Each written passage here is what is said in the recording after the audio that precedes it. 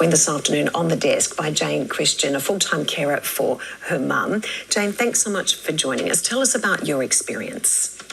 My mum has a diagnosis of motor neurone disease, which she received in November last year.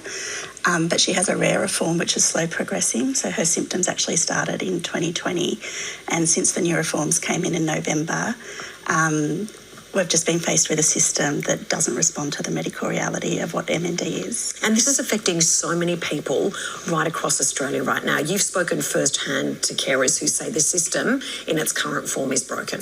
Yep, carers, people who've worked in the industry for decades, going off on stress leave, unable to deal with the criticism that they're copying.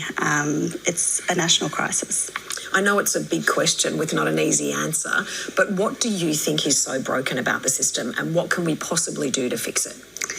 The wait times are certainly a problem. We had to wait 11 months for my mum to be approved for a level 7 from a level 3. There's 8 levels in the new system. But just because she's been approved doesn't mean it's been allocated. So we're 5 months into waiting, and just on Friday night we received a decision to an internal review saying that they don't see that there's a need to give a priority wait time. And for the common diagnosis of MND, people only have 27 months to live from a diagnosis. So there's just a disengagement with reality. And it's a really broken system in the concept that how can anyone possibly understand how the system works and how you can get the right care for your loved one? Because I understand you had to actually give up work to ensure your mum received the right care. That's right. She started the testing, which led to a diagnosis at the end of 2022.